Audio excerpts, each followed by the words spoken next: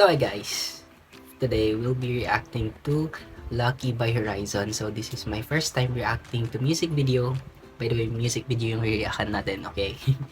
And yun, naisip ko lang na reaction video na lang ako kasi mahilig din naman ako manood ng mga bagong labas na MVs, and usually yun yung pinapanood ko, yung mga reaction videos ng mga tao. So what if gawin ko? So let's start.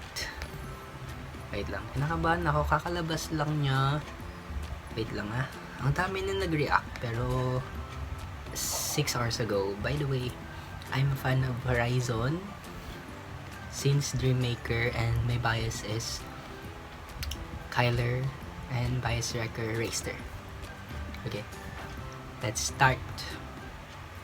Yung 16 nagustuhan ko din siya. Yun, hindi ako nakasubscribe.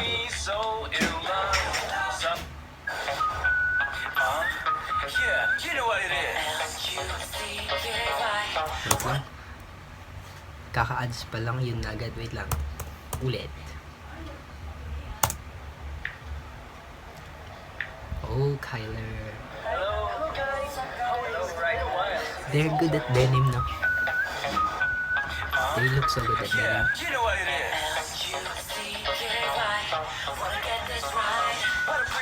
Oh, ito yung nasa teaser.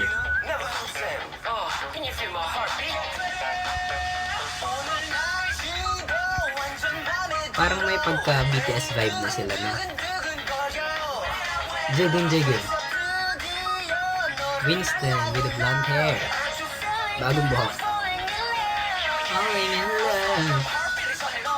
Hey. Jeremy. Raster. Bagay din sa kanya yung red na hair, no? Kyler. Yagwa. Ay. Basta ang ganda ng visual niya. Marcus eh. Kim. From your head. Ang ganda ng boses ni Vince nun. Lucky. Lucky me. Charot.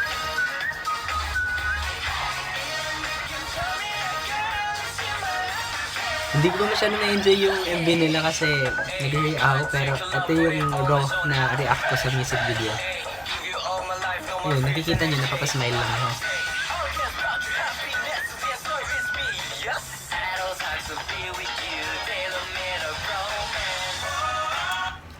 Pero napansin ko lang sa vibe, para siyang yung birthday. Madami nagsasabi na yung every day is birthday, yun, ganun yung vibe niya. And yun din yung vibe nito. Parang mas lang siya, mas lively to.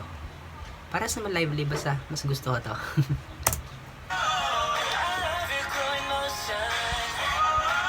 Marcus. Ang ganda ng visual nun ni Kyler, sana all. Winston. High notes, Kim.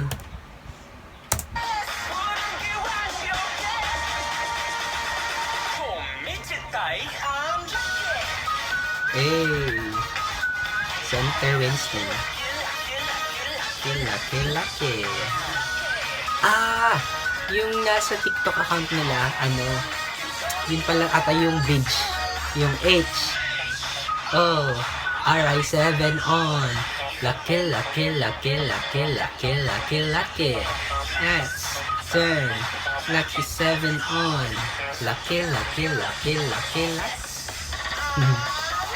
Eh, ang ganda nung setup nila dun sa denim. And yung sa din. Ang cute ng background nila. Yung sa outside or basta yung nasa background nila yung mga sasakyan. Yan. That part. RI7 on. Lucky. They improve a lot sa dancing, no? Information. Patagal yung Horizon, talaga nag-i-improve. Before nababash sila, or hindi naman bash, yun yung napupuna sa kanila ng mga nag-reaction video is about din sa synchronization ng sayaw nila. Ngayon, much better. Yun. Yun lang masasabi ko. So, lucky 7 on. Lucky. Tapos na. Lagi na lang ako na... Ay, meron pa pala. Nagbayan na si Tyler. Punching.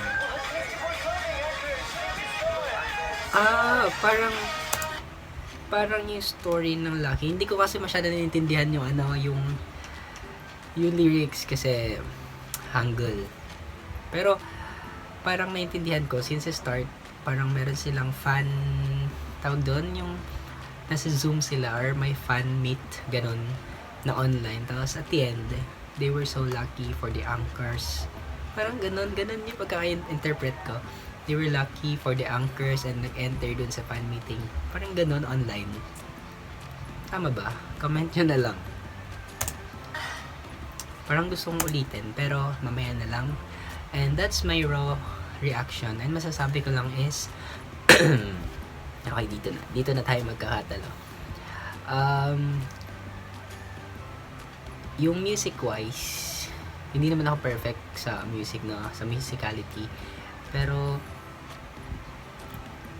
lively, catchy, and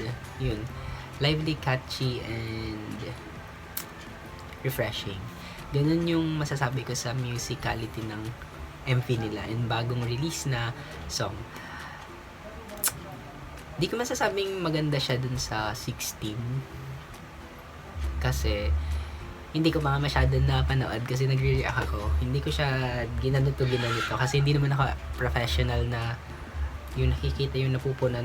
Isa lang naman ako normal citizen, okay? Charos. Basta ganun. Sa MV naman, dun sa video, sabi nila, nakikita ko sa comments, ang low quality daw compare sa Lapilus. Pero based sa nakita ko, no. Maganda yung MV nila. Lalo dun sa denim part, yun yung nagustuhan ko. Yung sa denim outfit, bagay sa kanila lahat. Okay. And, ano pa ba? Sa rap naman, wala akong masasabi sa rap nila kasi halos yung mga rapper nila sa group nila is magagaling talaga mag-rap. Sa vocal, andyan na lahat. Vinci, Kyler, and yung high notes ni Kim. Yun na po na ako din. Minsan lang nag-high notes si Kim pero doon binigyan siya ng high notes. Binigyan ng highlights si Kim ngayon. Justice for Kim. And, yun na lang siguro. And papanoorin ko siya ulit. Ako na lang. Dito kayo kasama. Bye!